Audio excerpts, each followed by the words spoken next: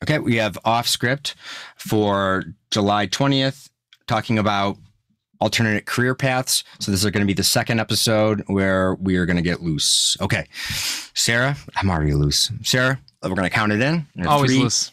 2, 1. Welcome back, everybody, to another episode on the Off-script podcast. I'm happy that you're here, that you decided to join the Patreon. I hope that you are finding all the show notes and extra content helpful.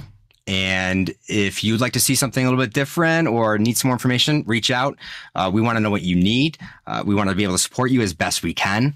But let's move right into it. This is following up on our episode with Mike explaining his alternate career paths, which is pharmaceutical consulting. We can get a little bit more into exactly how you get into it, maybe the fun, maybe the negative, and how we can have a little bit more of an opportunity for entrance into this without having to work with pharma right off the bat.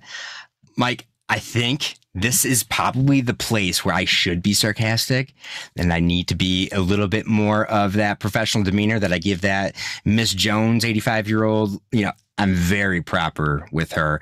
Maybe I need to, imagine Mrs. Jones in front of me for the other podcast.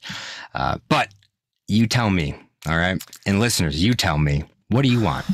Well, I think the goal of the podcast was to tackle dry, boring topics in a fun way. So as much as I complain about you, you're probably needed because I don't think I can do things in a fun and interesting way. I think that I've got a better chance of being recruited into some sort of, kids party clown over being a pharmaceutical consultant. But I think I would be successful in that role if I chose to do that as well. You'd be a damn good party clown. Thank you. So what do you want to talk about? I think if it's okay, because you did take it first, I would love to talk a little bit about speaking and how to get started. Sure. Yeah, so let's actually talk about next steps. So I put together a list, and because this is, a patron-only episode, if you're listening to this, that means you also have access to our show notes. So you'll be able to see this list. So I wanted to put together a list of what you can do. So if you listen to this and you say, my goodness, speaking sounds great, what can I do? So I think the first step is, if you want to be a speaker, do you feel that you have expertise in your area of clinical practice? And expertise does not necessarily mean I have 20 publications in this field. It does not mean that you have to be, the director of your department. It does not mean you have to be, an owner of a hospital system or anything like that. But rather, are you someone that is looked up to by your peers or by your community within your area of practice? If you don't consider yourself at your current position to be in that role where you are considered an expert or you are considered someone that has a high level of expertise, then step one is make a plan. Think about how you can formulate, next steps in your career that can build you up to be what we call KOL, a key opinion leader. Because essentially pharmaceutical industry, or just industry in general, they're looking for people to be consultants that are going to be leaders, that are going to be people that can influence their peers. So some things that you can do to build your CV, to demonstrate on your CV that you are someone of influence. I think the low-hanging fruit is teaching and faculty appointments. We talked about that in one of the previous episodes, that if you want to kind of plus up your CV, a really great way to do it is start precepting. Identify schools that will offer faculty appointment if you precept. I've got one school that I have a faculty appointment. I take 2 students per year, and that's the minimum that I need to take to maintain a faculty appointment there. So 2 students a year is not a big commitment. And as a result, I get faculty appointment at a rather prestigious school. So teaching is really good. Not only is teaching something where, the faculty appointment looks very good, but teaching is also good because it teaches you or helps you build those public speaking skills, which are so important in industry if you're going to be a speaker. The other thing that you can do is publish. So publishing original research may be very big and intimidating, but there are a lot of peer-reviewed journals that are always looking for retrospective, reviews that are a little bit easier to conduct. There's also a lot of opportunity to write more editorial type of pieces. I wrote one recently for a journal called PA Clinics, and it was about loneliness and depression. So it was more of an opinion piece, even though it was still a journal article. And that was actually a lot of fun. I enjoyed writing it, but writing and getting published is another great way to build up your CV. The other thing that you can do is medical education. So typically, at least in my career path, I started with pharmaceutical promotional speaking and then have kind of meandered into medical education, but you can go the other way too. If your state association has a conference, if your national organization, the American Academy of Physician Assistants, or whatever the equivalent would be for pharmacy or for nurse practitioners, if you have a conference, submit an abstract to give a presentation, give an educational talk there. That's another great way to build up your resume, show that you're a leader. If you're giving a talk at your state organization or at some sort of educational event, that not only is a public speaking, so it builds that skill set, but shows that you're an influencer. And it's not a big barrier. No, it's to get very in easy either, right? Yeah. Almost every conference, about 6 months before the conference is held, they'll usually send out a mass email calling for abstracts and asking for people to submit potential speaking topics. Yeah, and students do it. I mean, there's if a student's doing it, you can do it. You have more experience. Yep. And I think it's really easy to do. Obviously, you need to be knowledgeable on the topic you pick. So don't pick a topic that you don't feel you can comfortably speak about to an audience. But it's a really low-hanging fruit item that can build your CV, build your role as a KOL. The other thing that you can do is take leadership positions in your organization. In our previous episode with Matt Troop, we talked about, Matt said one of the things that allowed him to transition to a healthcare startup in healthcare tech was he sat on the informatics committee at his hospital, and he was able to take a lot of volunteer leadership positions within his organization that built that skill set. The other thing that you can do is volunteer in professional organizations. So I'm the chair of industry relations for the New York PA Association, and it's been an incredible role. It's allowed me to meet. What are you doing over there? Me? Yeah, I can hear you typing. Oh, oops. Sarah, you can cut that, but no, don't cut it. No, don't cut it. I write your notes. Okay, I'm taking notes on what you're saying. Thank you. So does that make you myself? No, what? Does that make you my secretary? I mean, John, take a dictation. I do take. I'm not going to say it. I don't. Stockings have felt nice before. That's all I was going to say. Oh, very nice. Go ahead. You could rock the skirt. Okay. All right. So volunteer position. So currently I'm serving as the chair of industry relations for the New York PA Association, and it's a really wonderful position because I'm very familiar with industry, and I think I've been able to help the PA Association a lot because of my skill set. But at the same time, it's also put me in contact with a lot of other people in industry. It's allowed me to network, and it looks really good on my CV. So obviously there's mutual benefit there for professional organization volunteerism. So I think that's step one, is make sure that you are a KOL. And if you're not a KOL, identify some low-hanging fruit that you can start to build your CV to get to the point where you are considered a leader in your field. Step two, identify a product that you use, believe in, and understand the pharmacology or pathophysiology. So this doesn't have to be just a drug. If you're in a surgical specialty, it could be a device. But if if there's something that you're not really familiar with or you don't use it that often, don't try and be a speaker for it. And once again, that's not a quid pro quo of, hey, I write a lot of this product, so you better make me a speaker. But rather, if you're writing a lot of product, it probably means that it's a drug you believe in. It's a drug that you consider to be efficacious, but also a drug that you're going to be very familiar with and have an understanding of the pathophysiology, the underlying mechanism. So if you identify that drug, you say, hey, this brand name drug is one that I think is pretty special. I'd put it in the water if I could. Talk to your local sales rep. The sales reps have no sway over speaker selection, but a lot of times the sales rep can tell you whether the company may be recruiting for speakers. So if you talk to the sales rep and they say, we have 5 speakers in the area already, they're never going to add more. Or alternatively, they may say, yeah, we've only got 1 speaker and we're always looking for speakers to add on because we just don't have enough to satisfy the demand for programs. So once you've talked to the sales rep, if you've identified that they may be in the market for more speakers, ask to have a meeting with the medical science liaison. Typically the MSLs, they're not commercial, so they have no tie into sales, and they're usually involved in speaker selection. Mm-hmm. Once you meet with the MSL, you really have to do 2 things. You have to express your interest in being a speaker or consulting, but not do it in a way that is pathetic and begging. So, you don't want to get on there and be like, I really want to speak for you, because that's a bad look. But I think you get on the meeting with the MSL and say, hey, if there's ever opportunities where I could be of service or where I can do consulting, I certainly believe in this project and I'm always willing to help in whatever capacity. You want to do it in a diplomatic manner.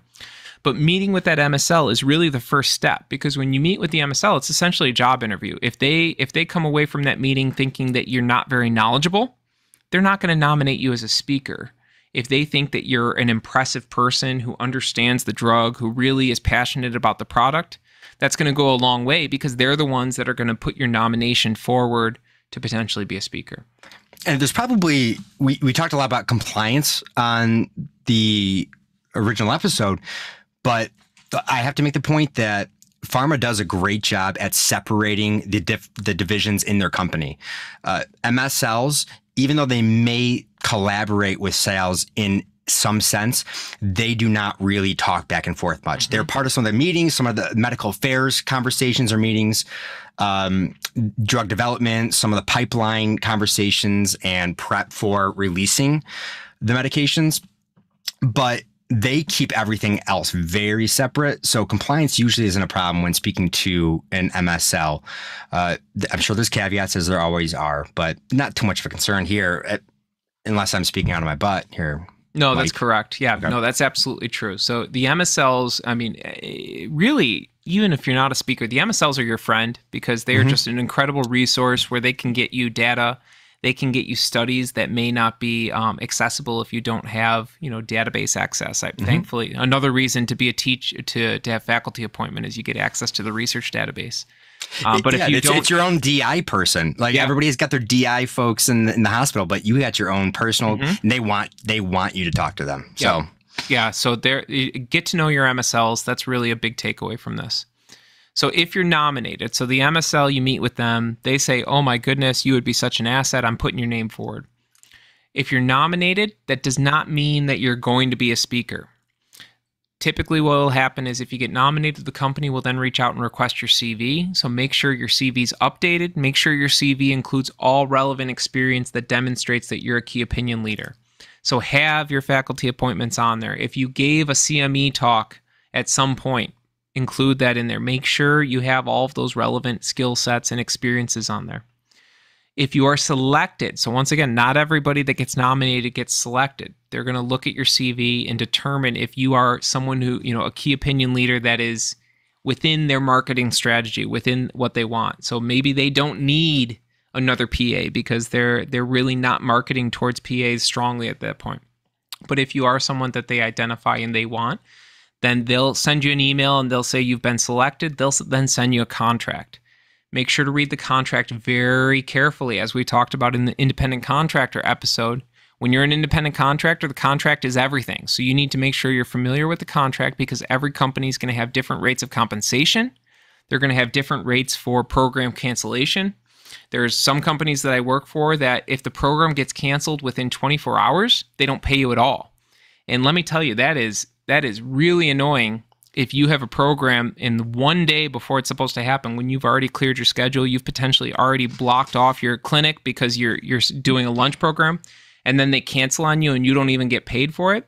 So be aware of those cancellation policies, and then also different policies for mileage. Typically, these speaker contracts will have an out-of-town and an in-town rate. Your in-town rate is going to be much lower because the out-of-town rate is going to be higher, in recognition that more of your time is going to be taken with travel. But I've had some speaker programs where the in-town rate goes all the way up to 150 miles. So, if I'm spending 150 miles, that means I'm spending 2.5 to 3 hours driving one way. So you're giving me an in-town rate, but then asking me to incur 6 hours worth of travel. That's a no-go in my book. So how many times do these things happen, though? I mean, have you had these presentations canceled on you?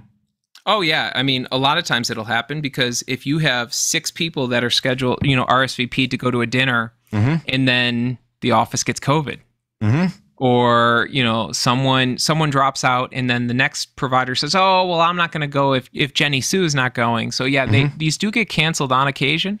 The good news is most companies, if it's under 24 hours, you get paid.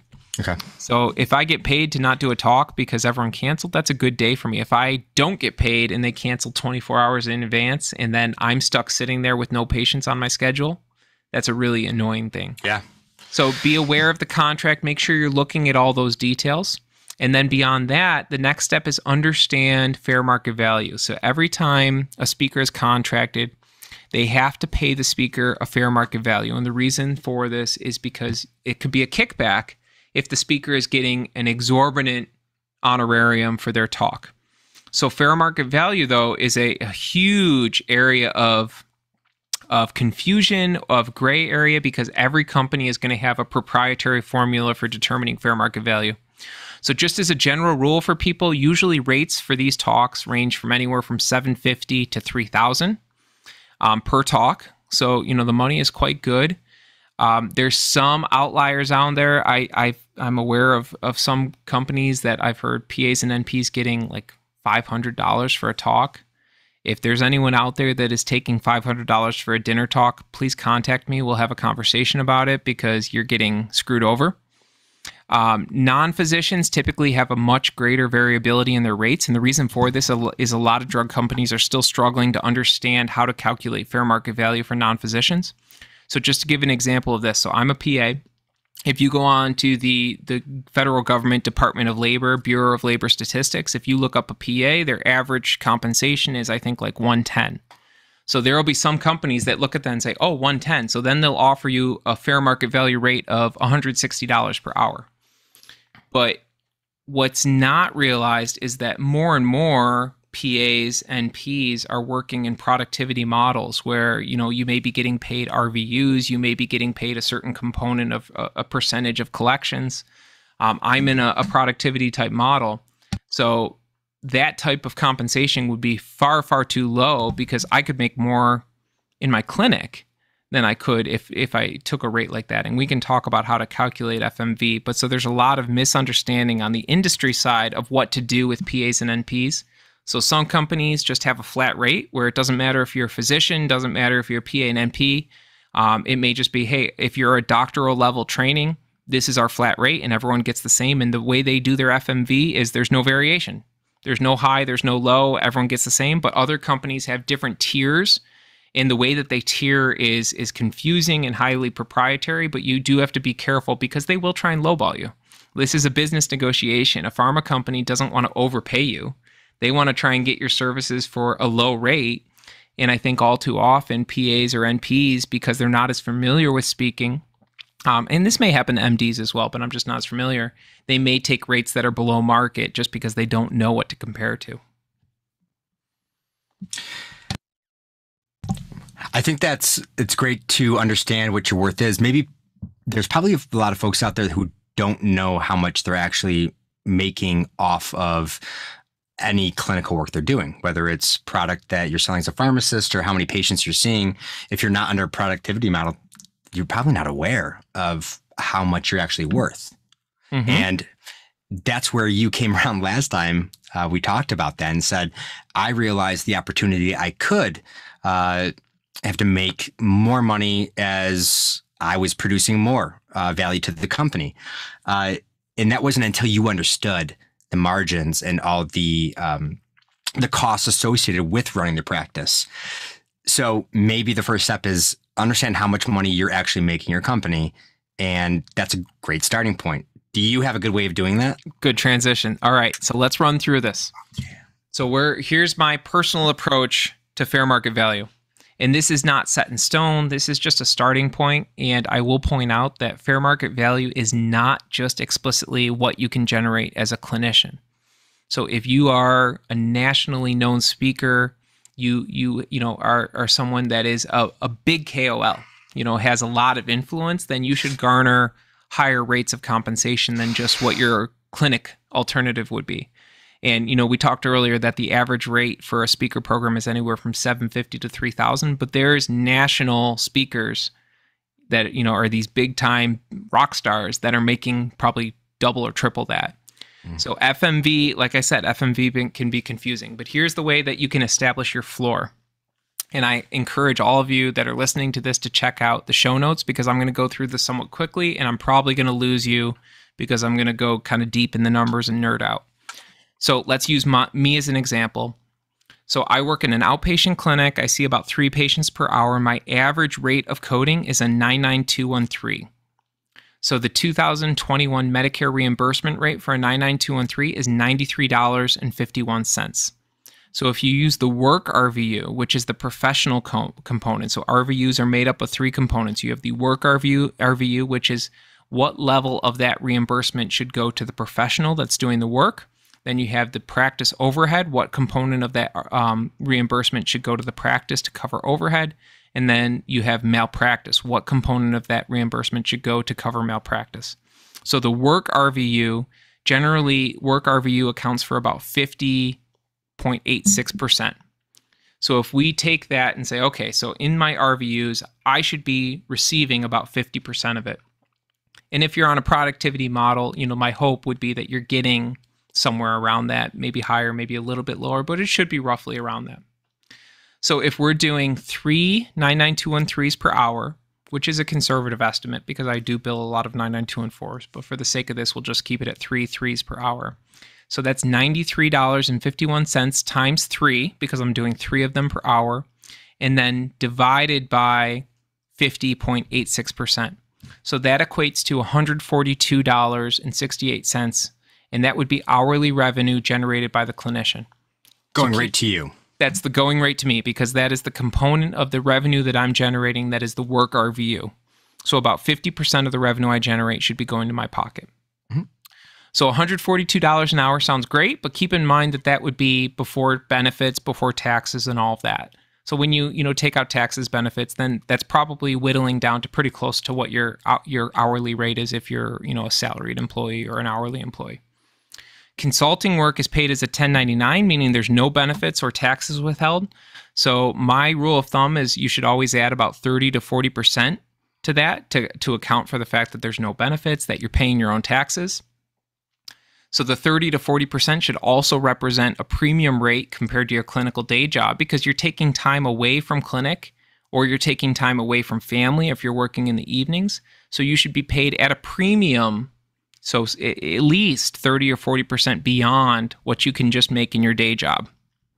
So if you take $142.68 per hour and you multiply it times 1.4, so we're going to add a 40% premium to that, what you come up with is $199.75 per hour. So using this formula, the minimum hourly rate that I would accept for consulting work is $200 per hour. Because that's conservative too. Yeah. So if it's under $200 per hour, I am losing money because there's opportunity cost there, and I could just go work in my clinic and make more money or equivalent money. So if I'm going to be doing consulting work, my minimum rate that I will accept is $200 an hour. And like I said earlier, certainly, the goal is to have much higher rates than that, and some companies that I work for do pay me much higher than that. But that's my floor. So I would never accept anything below that. And that's using that FMV calculation, because my clinical job is my floor. I'm not going to take work that is lower paying than my clinical job. How often have you had to turn down these potential presentations then? I'd say I turned down. So, I'm in a position now where I've been doing this long enough where I feel comfortable turning down work. When you first start doing this, sometimes you have to take crappy jobs with crappy rates because you have to build your reputation. You have to show that you're good at what you do. I'm at a point now where probably 30 or 40% I turn down. I just actually turned one down. We'll keep names out of it, but they offered me $500 it was $550 to do a dinner. And that is, I got to be careful because of non-disclosures, but we'll say that is about a third of my next lowest paying contract. So I was like, yeah, this is not going to work. This isn't even close to my fair market valuation. I'd love to talk to someone about this. And their response was, well, we talked to management and their recommendation is to sign the contract, and then down the road, we'll make sure that we have a conversation with you to readjust the rate. I said, yeah, I'm not doing that, because I'm not signing this and then never doing any work, because it's a bad look if I sign a contract and then turn down every every opportunity to work for it under that contract. Well, you also, when you say that you're comfortable, you know your worth in your rate. You're not just throwing a number out there because other people said to do that. It's you now are comfortable saying, no, I can justify why I'm asking for this amount of money. It's not because I'm just trying to throw that out there saying, I wonder how much they're going to give me if I push harder. I think it's fair. Yeah. And when you negotiate, so I guess, the takeaway from this is don't be afraid to negotiate with pharma. As I said earlier, they're motivated to try and get you for as low of a rate as possible. Yeah. So it's a negotiation. It's okay to go back and forth. And guys, it's okay to also walk away from a contract too. Yeah. You don't want to take something that is going to diminish your value or where they're going to take advantage of you. Because once again, hopefully you have a day job that is paying the bills. If you're speaking, it's because it's icing on the cake. So don't take less, especially if it's going to be taking away from family, if it's going to be taking away from other responsibilities. You want to make sure it's worth your time, and you don't want to devalue your time. Yeah. It's better to take, 2 very high paying contracts and work 50% less than take 4 low paying contracts and be constantly working for low rates. So earlier on, you had mentioned that there's potential where you could be part of the ad boards. And ad boards, it can vary widely from market research for promotional materials to inventory, anything. So that is a wonderful way to start negotiating with folks because they are used to it. They are quick conversations. There's not usually a lot of fallout from it because a lot of these companies are using research firms to recruit SMEs or KOLs. So I will get messaged on LinkedIn or emails from these research facilities. And they're the ones who do the negotiating. You're not talking directly to their client. So there's a level of separation where you can feel a little bit more confident. I've had to turn down some recently because some of the rates they were trying to give me was exactly what you're saying, way below fair market value. And I would rather the 30-minute phone call that they want to ask me about, I don't know, a new potential pipeline medication, what I would think in my industry. If you're not paying me enough for it, I'd rather sit for 30 minutes in my car with my eyes closed. It's just, right.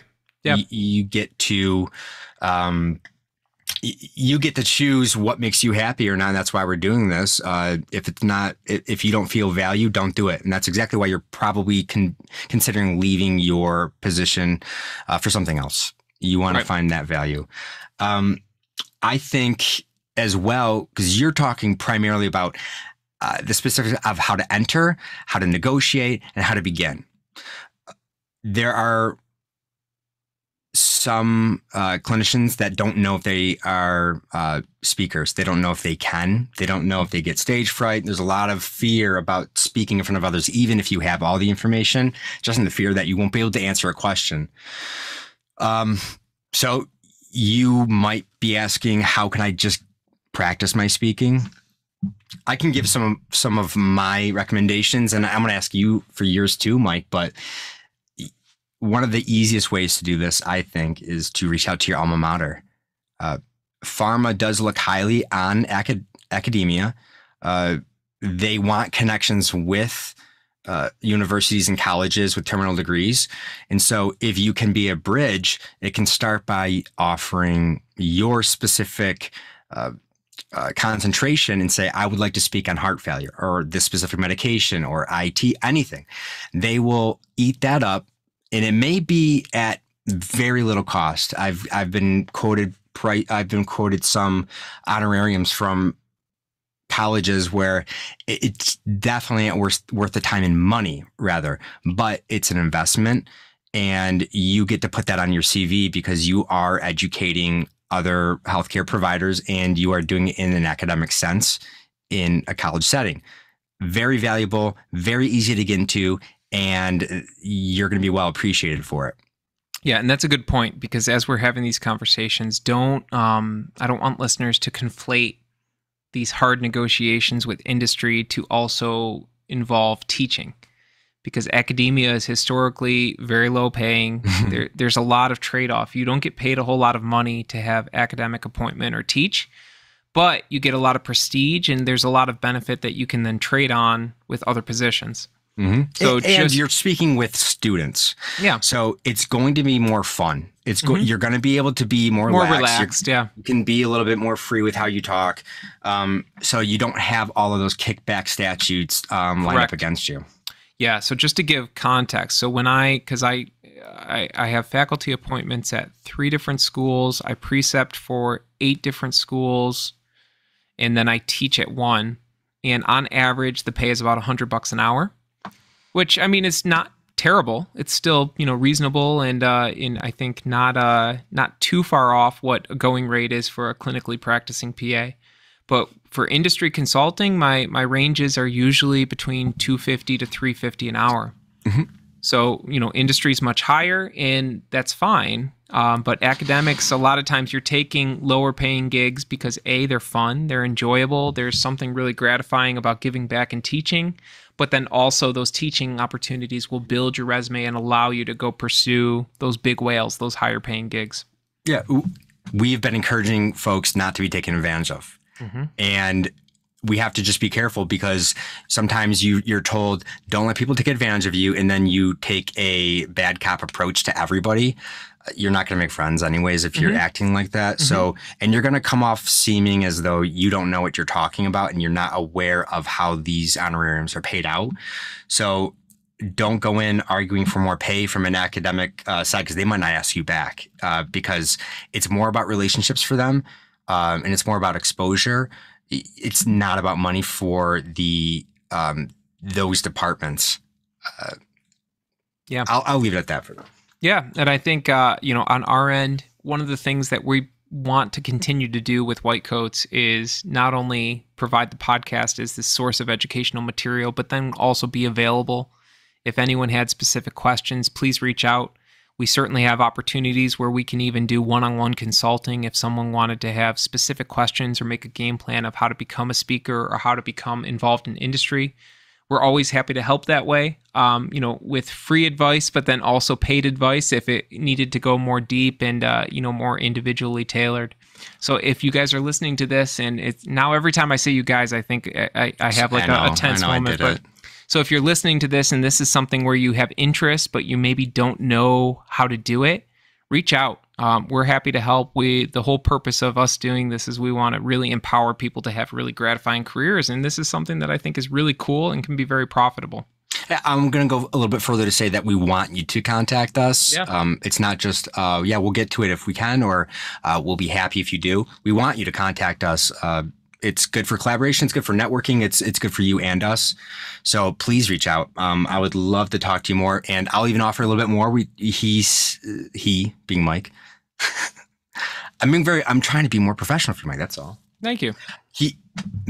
We mentioned that there's ways to get in through academia. There's also other ways to learn how to speak more effectively if you know that you have a struggle in an area.